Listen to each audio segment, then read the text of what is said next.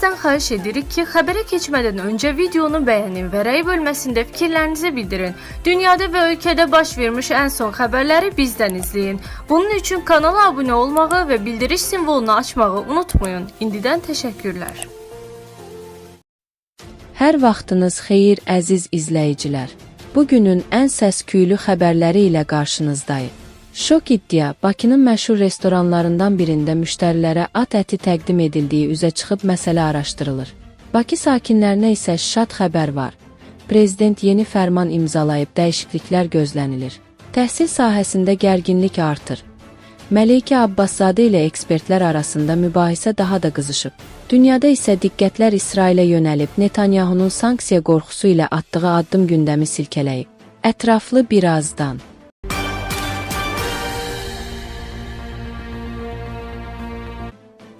Alp Deluxe şadlıq evində istehlaka təqdim edilən ətlərdə at döntüsü aşkarlanıb. Bu barədə Nojoment Azza Qida Təhlükəsizliyi Agentliyindən məlumat verilib. Agentliyin əməkdaşları Bakı şəhəri Nizami rayonu Əməliyev küçəsi ev 2403 M33 ünvanında fəaliyyət göstərən fiziki şəxs Mehdiyev Mahir Rauf oğluna məxsus Alp Deluxe şadlıq evində yoxlama keçirib. Baxış zamanı obyektdə soyuq qəlyanaltıların və isti yeməklərin hazırlanması sahələrində havalandırma sisteminin quraşdırılmadığı, qida ilə təmasda olan səthlərin yuyula bilən və dezinfeksiyaya davamlı materialla üzlənmədiyi, ambar sahəsində tavanda yerləşən su xətlərinin izolyasiya olunmadığı, soyuducu rəflərinin koroziyaya uğradığı müəyyən edilib. Şübhəli hallar səbəbilə istehlaka təqdim edilən ətlərdən nümunələr götürülərək laborator müayinələrə cəlb edilib. Sınaq nəticəsində nümunələrdə at döntüsü aşkarlanıb. Nöqsanlarla bağlı obyektin rəhbəri barəsində inzibati protokol tərtib edilib. Ətlər dövriyyədən çıxarılaraq istehlaka təqdim olunmasının qarşısı alınıb, icrası məcburi göstərişlər verilib.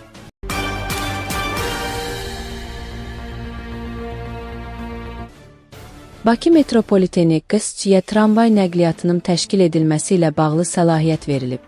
Nojoment az xəbər verir ki, bu Prezident İlham Əliyevin bugün imzaladığı Bakı metropoliteni Qısçinin yenidən təşkili və bununla əlaqədar bəzi fərman və sərəncamlarında dəyişiklik edilməsi, bəzi sərəncamlarının ləğv edilməsi haqqında fərmanda öz əksini tapıb. Fərmana əsasən metropoliten ictimai nəqliyyat sahəsində metro, avtobus, tramvay, taksi sərnişindaşıma üzrə xidmətlər göstərilməsini, onların keyfiyyətinin və təhlükəsizliyinin yüksəldilməsini, həmin xidmətlərin təşkili və gediş haqqının ödənilməsi üzrə innovativ və rəqəmsal həllərin tətbiqini, habelə bu sahədə yeni nəqliyyat infrastrukturu obyektlərinin, metro, tramvay, avtomobil nəqliyyatı üzrə avtovağzalların, avtostansiyaların, terminalların və digər qurğuların, eləcə də taksi və avtobuslara texniki xidmət göstərən texniki təmir sahələrinin və stansiyalarının layihələndirilməsini və tikintisini, maddi-texniki bazanın gücləndirilməsini və müasirləşdirilməsini, həmçinin müxtəlif nəqliyyat növləri, metro, avtobus, tramvay, taksi üzrə xidmətlərin qarşılıqlı inteqrasiyasını, vahid mərkəzdən idarə olunmasını və əlaqələndirilməsini təmin edən kommersiya hüquqi şəxsidir.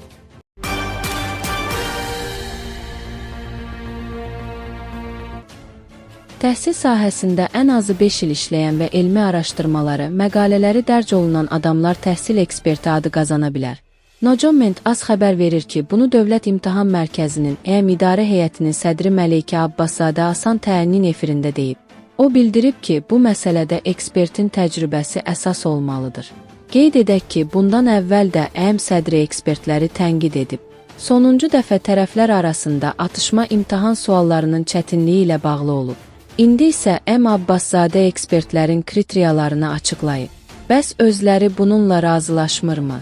M. sədri kimin ekspert olub-olmadığını müəyyənləşdirə bilərmi? Musavat Coma açıqlama verən təhsil eksperti Fuad Hacıyev məsələyə sərt reaksiya verib. Məleykə xanım imtahanların təşkili və DİMİN fəaliyyəti ilə bağlı işlərə fokuslansa, düşünürəm ki, daha faydalı olar. Kim təhsil eksperti sayılsın məsələsi çox geniş anlayışdır. Və bunu yalnız bir neçə formal kriteriya ilə ölçmək düzgün deyil. Təsəvvür edin, bir insan 5 il işləyib, elmi məqalələri də var. Amma idarəçilik bacarığı, psixoloji yanaşması, dünya görüşü, insanlarla ünsiyyət qabiliyyəti yoxdur. Sadəcə oxuyub və mexaniki şəkildə işləyib. Bu avtomatik onu ekspert edirmi? Məncə yox. Təhsil sahəsində elə insanlar var ki, illərlə minlərlə tələbə ilə işləyib, ailələrlə ünsiyyətdə olub, universitet sistemlərini yaxından tanıyıb, böhran vəziyyətlərini idarə edib və real nəticələr göstərib. Əsl ekspertlik də biraz burada başlayır. Təhsil sadəcə diplom və məqalədən ibarət deyil, insan tanımaq və doğru yön vermək bacarığıdır. Düzdür, bəzi məsələlərlə mən də razıyam. Məsələn, bugün sosial şəbəkədə ali təhsili belə olmayan 19-20 yaşlı gənclərin özünə təhsil eksperti deməsi doğru deyil. İnsanlara məsləhət vermək üçün minimum təcrübə və məsuliyyət hissi olmalıdır. Amma bütün bunları tənzimləyəcək qurumun əm olduğunu düşünmürəm. DİM-in əsas işi imtahan keçirməkdir, ekspert adı paylamaq yox. Dosent İlham Əhmədov mövzu ilə bağlı Musavat Coma bildirib ki, son illər Azərbaycanda təhsil eksperti anlayışı geniş yayılsa da, onun elmi və peşəkar sərhədləri hələ də tam müəyyənləşməyib. Onun sözlərinə görə media və sosial şəbəkələrdə özünü ekspert kimi təqdim edənlərin sayı artsa da, ekspertlik yalnız görünür olmaq və fikir bildirməklə ölçülməməlidir.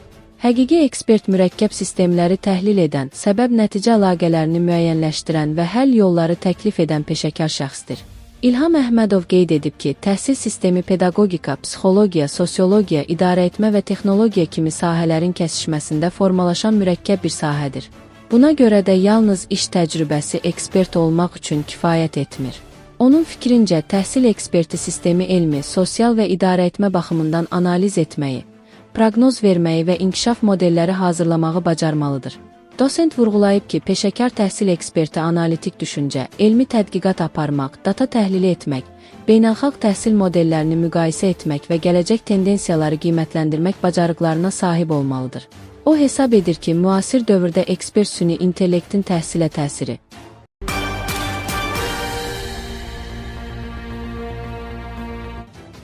İsrailin baş naziri Benyamin Netanyahu hərbi siyasi kabinetin 6 may tarixində keçirilən iclasında Yordan çayının qərb sahilindəki A və B zonalarında yeni yaşayış məskənlərinin salınmasına qəti etirazını bildirib. Baş nazir bu cür addımların İsrailin beynəlxalq nüfuzuna və iqtisadiyyatına ciddi zərbə vurduğunu vurğulayaraq, bu fəaliyyətlərə görə Avropa ölkələri tərəfindən tətbiq edilən sanksiyaların artdığını diqqətə çatdırıb. Netanyahu hökumət üzvlərinə müraciət edərək, biz yaşayış məskənlərini genişləndiririk, lakin buna A və B zonalarında nə ehtiyac var sualı ilə çıxış edib.